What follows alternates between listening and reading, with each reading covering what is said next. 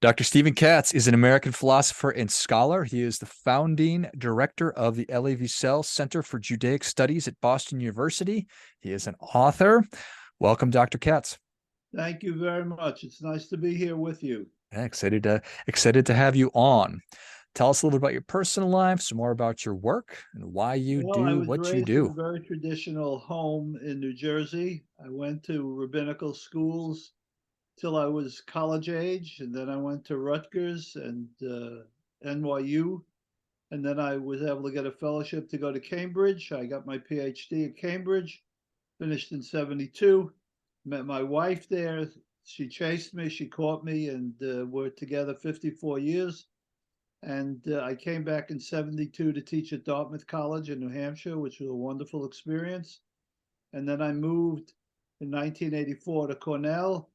And from Cornell, I moved in 1996 to Boston University because the university had a very good friend of mine teaching here named Elie Wiesel. And Elie was being honored by the university with a center in his name. And he asked if I would come down and chair the center and establish the parameters of the center. I couldn't say no to Elie, so I came to Boston in 96. And for the last 25, 27 years, I've been here very happily. Excellent. Well, thank you for sharing that. What does it mean to be Jewish, if anything at all? Well, first of all, it means, I think, to be very specially identified with a tradition which has had a lot of ups and downs through its historical experience. But from within the community, it's, I think, a privilege, something of very special character, and something that brings lots of joy and satisfaction. It supports strong family life. It teaches you how to raise your children appropriately. It tells you what things mean and what things don't mean. So it's quite a heavy burden, in a sense, to really grasp it all. But one feels a responsibility to continue the tradition. When I was raised Episcopalian, and I'm obviously just kind of aware of that Christians go all over the world spreading the good news and trying to bring other people that are non-Christians into their religion. That's not the case with Judaism. Why is that? Judaism does not believe it's necessary to be a Jew in order to be, quote, saved. Remember the medieval doctrine of the church, extra ecclesia, outside the church there is no salvation. Judaism doesn't believe that. Judaism believes that everybody who maintains a moral lifestyle, we see this in the interpretation of the book of Genesis, where after the flood of Noah, which is this week's biblical reading, in fact, the commentators tell us that God gave Noah 7 basic laws of morality. This is a shorter list than the 10 Commandments and has the listing without some of the commandments. But the idea is that a basic natural law was established with mankind, and everyone can keep that law. We're all rational, we're all humane, we all have the same spirit, and therefore there's no need to convert. What you need to do is just keep the moral laws, and we'll all be okay. Fair enough. We are having this conversation on Friday, October the 20th, and obviously we're experiencing, or there's conflict in the Middle East. What is so, this is maybe a dumb question, but I'll just ask it. What is so important about the actual land of Israel? Well, if you know the Bible at all, you know that God created a covenant with the Jewish people, and as a participant in that covenant were 3 partners: God, the Jewish people, and the land of Israel. And the land of Israel was a sign that God was with the people, and more importantly, it was meant to be a laboratory in which one could live out a really, quote, holy life. Holy in this sense meaning dedicated to good things, and that when the Jewish people were in the land, they were able to accomplish various goals of education, of piety, of morality. When they lost the land, they went into exile. Of course, it was physically, mentally, psychologically debilitating, but they never gave up hope of return. And right through the Middle Ages, we have migrations, And then in the end of the 18th century, we have two important migrations by two different groups of Jews. And then, of course, we have modern Zionism, which is going back to the foundation that you have to be in the land to keep all the rules. It's fascinating to me. Well, so I had asked you why Jews don't necessarily go out and recruit the way that other faiths do, and you talked about because you don't need to be a Jew to find salvation. How do Jews think about interacting and having relationships with Christians, Muslims, Hindus, Buddhists? They think that it should be a perfectly natural and normal thing. Neither side should bring pressure on the other, that neither side should be powerless, and that there should be an equitable relationship between the people of Israel and its neighbors and with the world in general.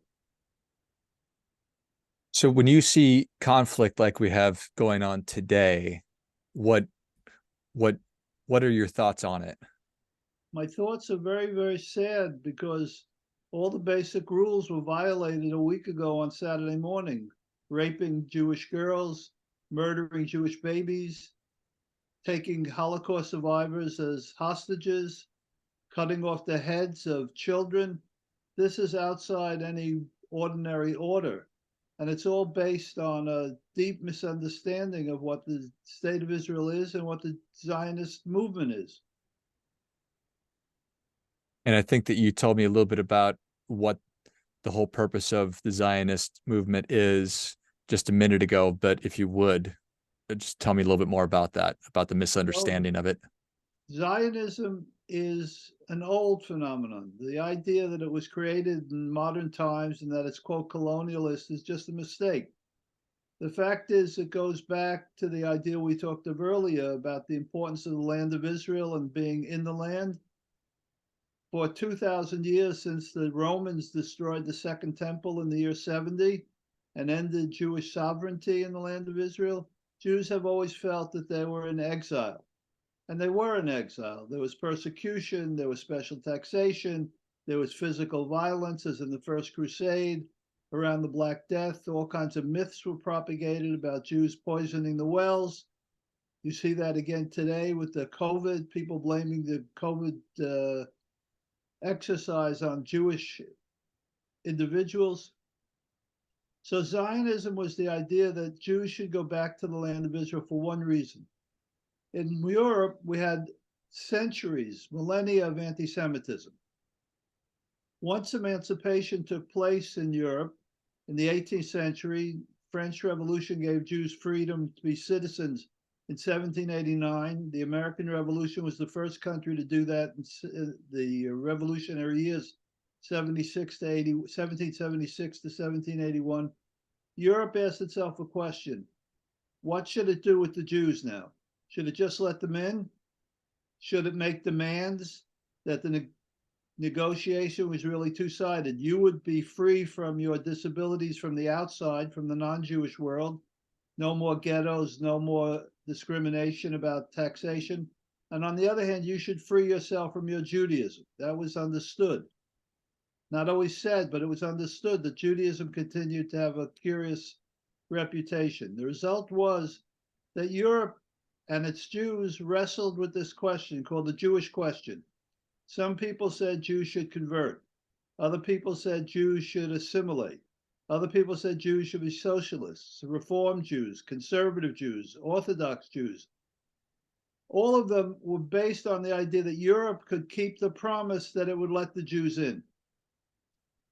But the fact was, there was a response to this conversation, an outgrowth called modern anti-Semitism, the heart of which was racial anti-Semitism. Racial anti-Semitism said it's not the Jewish action, it's the Jewish blood that is the cause of all of its misdemeanors. The Jews can't help being evil. They can't help being exploiters. They can't help being parasites. So the only thing we can do, and this is why Hitler called it the final solution to the Jewish question, the Endlosen, the Judenfrage in Europa, is that you will murder the Jews and then you'll be solving the problem. All the other things are cowardly, he said. all the other ideas of emancipation, of assimilation, of acculturation, of intermarriage, they're all not going to work because you can't change your blood. Now, this was understood, came to a head in a thing called the Dreyfus trial in Paris in 1893, when a Jewish soldier who was completely assimilated and on the general staff of the French army, the pride of France, was accused of betraying France in the previous war that France lost to Germany for the first time. Of course, it was all a lie. It was all staged by people in the army, the French army, who needed a scapegoat for why they had lost. They found Dreyfus guilty. A man named Herzl came from Vienna as a newspaperman to cover the trial. He saw the signs on the streets of Paris didn't say death to Dreyfus, they said death to the Jews. And he realized that Europe was unable to keep its commitment to emancipate the Jews with equality and freedom. He said the only solution can't be found in Europe. All the options I mentioned to you, assimilation, acculturation, conversion, socialism, reform Judaism, they all take place in Europe. But they'll never work, he said, in Europe. You have to go back, have to create a state, and most importantly, you have to create an environment where Jews have some power to defend themselves. They have some power to legislate what's in the interest of the Jewish people. They have to regain their tradition, speak Hebrew. So this phenomenon of Zionism is a response to the 2,000 years of anti-Semitism culminating in modern anti-Semitism.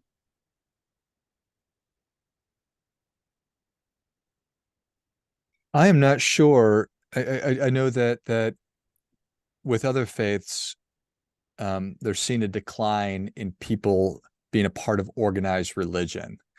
What is are there trends here in the United States with Judaism? Undoubtedly, very important trends. You put your finger on the most important. The number of Jews is declining as an absolute number and also as a percentage of the population. So now we have, I don't know, 350 million people in the United States, 250 million people, or is it 350? 350.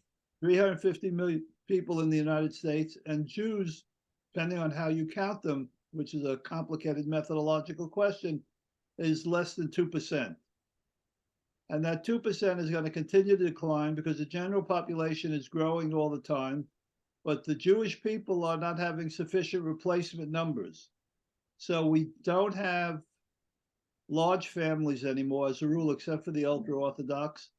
We send our boys and we send our girls to college, then we send them to graduate school. So they marry later. Many don't marry at all. Then we have the issue, which is a good sign and a bad sign. Everything in Jewish history is always dialectical. The good sign is there's a very dramatic increase over the last 50 years of intermarriage, which means Jews are being accepted. On the other hand, intermarriage usually results in the production of families that are not Jewishly committed. So the whole phenomenon, demographic phenomenon of the Jewish people is in serious decline. And the numbers only in Israel are increasing. If you look at the European countries like France, which had the biggest population in Europe, if you look at England, when I was a student at Cambridge, there were 500,000, estimated 500 to 550,000 Jews in England. Now they're estimated 225, 250,000, and that may be an optimistic estimate. France, much declined. All over Eastern Europe, of course, there are no Jews left really in Poland, no Jews left in Romania, no Jews in Bulgaria, almost a small population compared to what it was, over 3 million in Russia before the Holocaust. Now, I don't know the exact number, but certainly less than 1 million in Russia. Only in Israel is the birth rate high enough to see population growth. What's the way forward? Well, it depends on what your objective is. If your objective is to acculturate, to assimilate, and think that you'll solve the problems of the Jewish people and of anti-Semitism by the disappearance of Judaism, then you would advocate for still more intermarriage, more small population growth, no children, no Jewish education, and so on. If you believe that there is something special about the Jewish people and its destiny, then you would encourage Jewish education, which is very important from early childhood. You'd encourage synagogues to be more active in the recruitment of membership of people coming to services, and you'd be very, very active in the support of Israel. It is I see my perception from the outside looking in of a lot of organizations within Christianity we're going to create these more community-based churches, worship houses that people can come in. It doesn't matter what your background, and there's a lot of music, and it's, for lack of a better term, watered down. Well, we have a movement in the American and worldwide Jewish community, which is called Chabad. That's an acronym for Chachma, Bina, and Dat, three basic ideas of mysticism. And they have made it a primal objective of theirs to spread out in the Jewish world from one end to the other, to build schools, to build synagogues, to build kosher restaurants, all without asking who you are, without any judgment about your behavior, without any censure of whether you keep the commandments or don't keep the commandments. The door is always open, and they've been quite successful in a lot of their efforts over the last 50 years. What do you think about that? Well, I think it's been an extremely valuable and important phenomenon in the Jewish world. The fact is that if you go to college campuses, you'll find that on many, many college campuses, there's what's called a Chabad house run by one of their members that brings students in without judgment, doesn't ask you if you have a Jewish education or you don't have a Jewish education. It just says, come have a Sabbath meal with us Friday night. Come and have services with us on the Day of Atonement. So it draws in lots and lots of people who are, from the mainstream point of view, marginal, who have become assimilated, highly acculturated. So it's brought in a lot of people, and it's been a lifeline in a lot of places. For example, if you go to Alaska and you need a Jewish community, you'll find Chabad. If you go to Venice, Italy, and you need a Jewish community for services, for food, for whatever it might be, you'll find Chabad. My wife and I were in Nepal, of all places. They run a big Passover meal in Nepal every year. Thousands of people come from all over Asia. So they've done a lot of important things. Got it. When the Jews are 2% of the American population, give or take, there's 16 million living Jews on planet Earth right now. And your contributions to the world, the Jewish people, have been amazing, from Nobel Prize winners and scientists, and just in every walk of life, for lack of a better term, a very outsized influence and impact, such a positive way. And then have so much hatred, and you explained very well a lot of the reasons behind that. You see, the problem is, George, the issue is this. This is an old tradition. The modern forms, including racial anti-Semitism, don't come from nothing. The Latins, the Romans used to have a saying, ex nihilo nihil fit, from nothing comes nothing. So the root of this is the spine of this tradition comes from the important polemic in the New Testament. Unfortunately, as a famous Christian theologian, Rosemary Ruther, said, anti-Semitism is the left hand of Christology. That is to say, when the early church was getting started, they interpreted, and they were all Jews, of course, they interpreted scripture in one way, and the mainline Jewish community interpreted scripture in the other way. Now, if Jewish interpretation of scripture was correct, then the Christian interpretation of scripture was absolutely false. If the Christian view was true, then Judaism was absolutely false. So built into the fundamental meeting of Jews and Jewish Christians in the first century following the crucifixion was this deep polemic, most famously described by Paul, St. Paul, right? And he said, Judaism is a spiritual cadaver. There's no spiritual life. And the fact is, his famous phrase, there is no salvation in the law. They say keeping the commandments, doing the what we call mitzvot, the obligations, has no spiritual benefit. So that set in place a fundamental condition. Then you had two other very crucial issues. One was in Matthew. At the crucifixion, words are put into the mouth of the Jews, let his blood be upon us and our children. So you have a legacy of saying that Jews are the enemies of Christ. They're deicidal people. They've committed the crucifixion, all these terrible things that continue to go on. And then you have in John chapter 8, verse 43, 44, the claim that Jews are, quote, the spawn of the devil, children of the devil. So you have in the roots of Christianity an important principle people don't understand. It's mythalization. The Jews become mythic creatures. So you have all these medieval strange ideas about Jews. For example, that Jewish women have a special smell they can only overcome with perfume, and they'll only get rid of it permanently when they convert. That Jews poison the wells, right? The Jews take Christian children and murder them for their blood so that they can make matzah at Passover. And the most interesting I find when I tell my students is that Jewish men menstruate. You don't have to worry about that, George. We don't do that anymore. But the fact is that these mythic ideas are very hard to disconfirm. So you see it today and all over, right?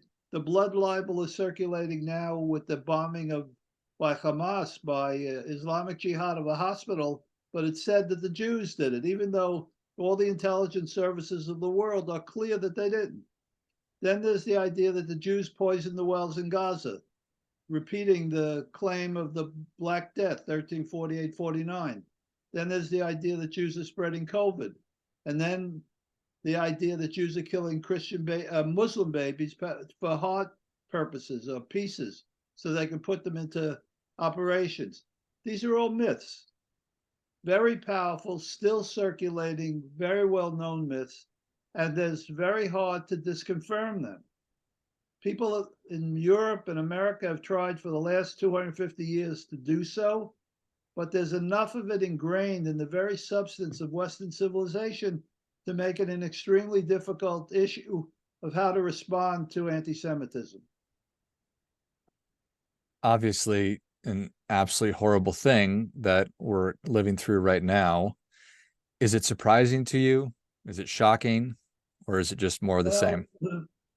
That we're having another conflict is not at all shocking. One would expect that this is the routine. Every few years there's a flare-up. What is shocking is the extent of the hate that led to the kinds of behavior. It would be a mistake. It would be a calumny against savages to say it was savage. It would be a calumny against animals to say it was animalistic, because the kinds of things that were done to women and children with joy, they're so happy about it. The Palestinian terrorists even made movies, put them on the video to show you what heroes they were. So that was surprising. And it caught Israel also off guard. And that's why you're now having this very intense response. I was having a conversation with my mom just the other day about everything that's going on. And she's been a Christian for her whole life. And she said, I don't understand. Or I don't remember what the context was, but if she said that if I were a young family and I were Jewish and you had all these people who just hated me so much and wanted to kill me because of that, I would stop being Jewish. What do you think about that? Well, it's an old argument, right? The people who converted for the last hundreds of years thought the same thing, that one of the crucial benefits of conversion was you would separate yourself from the Jewish people and you wouldn't be a target. But the Jewish people are not prepared to commit suicide. This, of course, would be spiritual suicide by leaving their tradition. That would be a sign that they lack the dignity, the commitment to stay loyal to their parents and their grandparents and 3,000 years of Jewish history. So there is a very strange thing. You know, the king of Prussia, Frederick the Great, was once asked, How do you know there is a God? And he said, the survival of the Jewish people. Hmm. And that idea has been repeated many times. There is something very puzzling about the Jewish people. You mentioned the contribution. How is it that a small population produces an Einstein and a Freud and all of these Salk, Jonas Salk with the Salk vaccine, and all the other amazing kinds of contributions? There is something puzzling about Jewish history. It doesn't seem to conform to the generalizations that historians make about the way history works. If you could, well, what do you wish that people knew about Judaism and Jews? What are some things? I wish that they would all understand that we're not mythic creatures. We're just like everyone else. We have our good and we have our bad. We have our good guys and we have our bad guys. We have our foibles and we have our virtues. And they should deconstruct the kind of context in which the conversation usually takes place, which is so saturated with all of this historical baggage, and just go on. The Herzl idea of Zionism was that the state of Israel would finally make Jews normal. And that's what he said. He'll be satisfied. His dream of Zion would be successful when life in Israel was normal. So it would have horse thieves, it would have prostitutes, it would have good guys and bad guys, just to be normal. And that's the prayer that we all should have, is that we treat each other as all normal people without a lot of baggage. Well said. Well, Dr. Stephen Katz, thank you so much for coming on. Where can people learn more about you? How can they engage with you? Well, my books, I would suggest two things. In 2021, I edited a book called The Cambridge Companion to Antisemitism, which will give people a very good overview of the whole tradition we've been talking a lot about this afternoon. Secondly, for my own work, I suggest that they look at my Holocaust work and a book I wrote years ago called The Holocaust in Historical Context. I think the date is 94, Oxford University Press. Will give them a long, detailed, complicated discussion, which we can't do in this format, and will teach them the kinds of things that they might start to think about with regard to going forward. And where can they get those books? Well, I imagine Amazon would certainly have them. Probably stands to reason right there. Well, if you enjoyed this much as I did, show Stephen your appreciation and share today's show with a friend who also appreciates good ideas. Pick up your copy of The Cambridge Companion to Antisemitism, as well as The Holocaust in Historical Context. And I will link both of those in the notes of the show. Thank you again, Stephen. Thank you very much for the courtesy of inviting me. Until next time, remember, do your part by doing your best.